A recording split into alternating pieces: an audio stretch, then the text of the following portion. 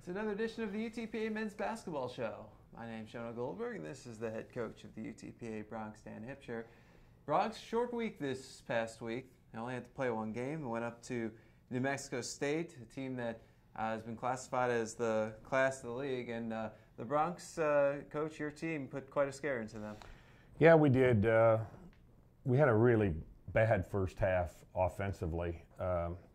Couldn't find Janari enough, and the other guys we found weren't exactly making baskets for us. So, but it got better, and we made a little run. Once we got going in an offensive rhythm, our defense was really good the whole game. You know, the first half, they had 26 points, I think, or 20, what is that, 25, 26 points. Yeah. And, you know, we just couldn't get the ball in the basket. And a lot of that is their strength and size and length and a little bit of our shooting ability on the perimeter.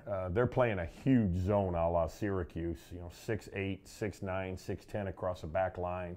They try to cut your passes into certain areas, and it was just hard for us to get around, and we couldn't really stretch them out with perimeter shooting other than Janari. So got through that half, and then kind of got it to 7 or 8 early in the second half, and then 2 or 3 turnovers, and it blew out to 15, 16 points twice, I think.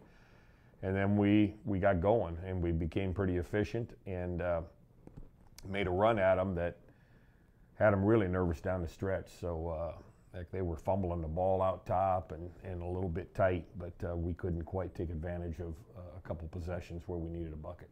The last 10 minutes of the game, you held New Mexico State 0 for 5 from the field. They forced 4 turnovers without committing one.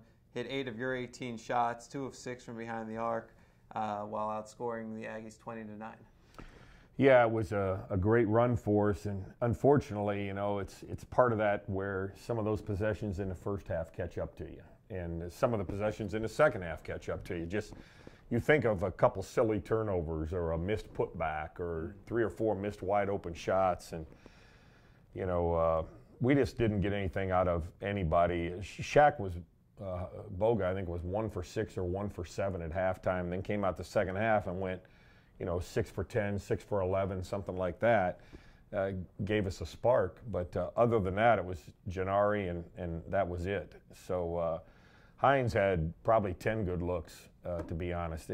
Maybe one put back inside he shouldn't have took. Big offensive rebound we got down the stretch, and he tried to force it back up. And, many times you have to value an offensive rebound as a new possession, not just, hey, I'm going to force one back up. And we were down 2 with about 2.5 minutes left, came up. Boga got a really good look from about 15 feet. He could have dumped it off to Janari possibly for a better shot, but it was one of our leading scorers taking a pretty good shot, and we miss it. Hines runs in to grab the rebound, grabs the rebound, but the problem is they're 6'10", 7 foot, and he tried to throw up a left-hand hook. And we should have just used it as another good shot, because here we are inside about 1.5 minutes with a new possession and a 35 on the clock, and we force it up, don't get anything out of it, go down, get another stop. Okay, I think we might have turned them over or got them to miss a shot, and we got a rebound. Now we come back with 1 minute left. We try to overload the floor, find Janari. Couldn't find him, moved the ball around a little bit, and Boga got a 3. That again, maybe a little quick, but pretty good look, and he actually airballed it. So that made us foul then. I think they got the rebound, we fouled, and we're down 4. And again, they were putting so much effort into taking Janari away. The next time down, we run a little ball screen action and throw back to Hines wide open from a 3 line to cut it to 1, and don't make that one either. So, you know, those possessions are important, but you also look back at all those little layups and silly things we did before that cost us a possession here or there, and but had every chance to win the game. And, I mean, you held New Mexico State to 53 points. That's the fewest by any of your opponents this season. Yeah, they play slower too. You know, they have a methodology of pressing you. They try to get a couple turnovers a game, but it eats a lot of the clock up, getting the ball up the floor. Then they go into the zone. So it wasn't just us, it's them lowering the number of possessions. And then you have to work through the possession to get a shot. You know, it's we don't have that kind of shooting that we can just stand out there and bomb away. So, you know, we're working and finding, and I tell you, Gennari did a great job of getting in behind the defense, using the elbow areas, the side post areas. And Jonah, it's not easy to catch in there amongst the trees and hit turnaround jumpers, and he did it. It was really good, and he did a wonderful job for us. And I told Dan yesterday, showing film Kamasa, he was a defensive star of the game. He did a great job on their post guys, you know, making them body them off, locking in behind. We gave him some double teams with it, but that was Dan's best defensive performance.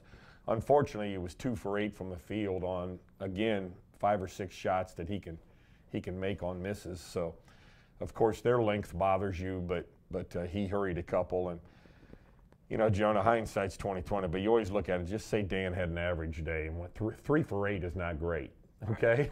And let's just say Hines is 3 for 11, which again isn't great. You win the game by a point, you know. So it's just you're not looking for anybody to do anything superhuman. Just have an average day, you know. And unfortunately, New Mexico State's size and length makes it hard to have an average day sometimes. Well, now you've seen what your team can do against, you know, the first place team in the conference. It's won the last 3 WAC tournaments. Does that give you confidence about what they can do going forward towards the second half of the WAC season? Well, it does, in the fact that you know, the game plan against them was pretty good, and it bothered them. Unfortunately, they'll probably adjust next time because, you know, you always catch them with a little surprise the first time. We doubled the post a lot and gave them a lot of interior problems. But the other concern is kids being mature enough and good enough to be able to compete in the moment when you have an opportunity to win a game like that. And hopefully we learned from that a little bit, but you've always talked about being as big as the moment, and unfortunately we weren't. You know, we were there, but we didn't grasp what we could have grasped. So hopefully we grow from that and show that. But you know, we've also got to play better ourselves. Well, what do you work on then this week heading into Kansas City and Chicago State? Well, different teams now. You know. The game slows down against New Mexico State. If you cherish your possessions and do a good job, you can stay in the game. Most people haven't, though, so I'll give our kids credit. Yeah. They've blown out about everybody over there.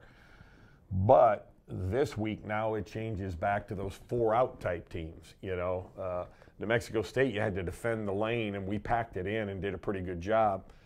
Now you get back to the Grand Canyon mode, the Chicago State, where people are stretching you out and trying to drive you and penetrate you more. Yeah. So it becomes more of a 3-line game. New Mexico State is immensely efficient. I mean, they're 6 for 13 from 3. All right, that's pretty good. Where they struggled was inside 3 with the doubles and that, and then we out-rebounded them and turned them over, 16 times. But now you go back to the regular part of the league, which everybody has say a 6'8", 6'9" center and 4 guards out there. So now you've got to handle the penetration and the scramble rebounds versus the power. And so it's adjusting to that. But UMKC's got as good a guard as there is in the league in Martell Harrison. And Chicago State, to be honest, is growing quickly. Their power forward, who hurt us a little bit, had 35 points the other day at Grand Canyon. They're very athletic offensive rebound. I think they had 22 offensive rebounds against us last time, just on athleticism and speed, and got a good young freshman post player. So the matchups change when you get away from New Mexico State. The prep for them is so totally different that you can't even assimilate it in practice. We don't have 3 6'9" guys to play against zone, you know. So you got to get out there and feel your way a little bit. But now it's back to normalcy a little bit more. Well, I mean, Andy's pretty tall. He could have fit in for one of them. He's three back surgeries away from playing in those environments. But yeah, he was actually out recruiting last week, or he'd have been standing there with his hands up for sure. So you head on the road to finish up the first half of WAC play. What have you learned about the conference now, first lap through? Well, to me, it's kind of where everybody sees it. New Mexico State's a hard team to deal with because of their size and strength. But, you know, Seattle got them once on the road. But everybody else seems to me like, you know, you play well, you can win on a given night. And our thing, to be honest, is Gennari's been pretty consistent, and then it's getting other guys to step up with him. Grand Canyon, we got 3 other players in double figures, and we were fine. But you know, in this game, you know, we got 16 out of Boga on really an average shooting night for him. The problem is 1 assist, 5 turnovers. You know, so he's got to play better. Hines has got to fill in those spots as we always talk about, and Kamasa's got to come in, you know, 8 to 12 points too, and 6-7 rebounds. Dan did a great job defensively and rebounding, as did Hines, but we've got to get some offense out of those guys. Well, in that last game, I noticed you had a little cheering section directly behind the bench. What did you think of the UTPA support? Yeah, it was great. Your wife's parents were great. Your father-in-law was consistently yelling about the foul differential, which kept me from having to yell about it because it was bad. That's one of the first time, you know, you and I have talked about that a lot, but we out free throw opponents a lot because of our movement. Yeah. And in this game, we're out free throwed 24-3, which makes it pretty hard to make up for. But that was significant part of the game, but it was great. And then Chris King was there, and Kenny House and Flux. So and then Chris had a childhood friend there, so we had 6 or 8 back there cheering for us. Fun fact: a childhood friend, neighbors with my in-laws. Unbelievable, unbelievable. The small world gets smaller. Well, the Broncs are headed on the road Thursday at 7 p.m. They face off against Kansas City. That game can be seen around the nation on American Sports Network. Check your local listings to see what channel you'll be able to get it on. And then on Saturday, they head to Chicago State. That game's at 2:05. That's on the WAC Digital Network. He's Dan Hipsher, he's the head coach of the UTPA Broncs. My name's Jonah Goldberg. We'll be back with you next week. This is Broncs Basketball.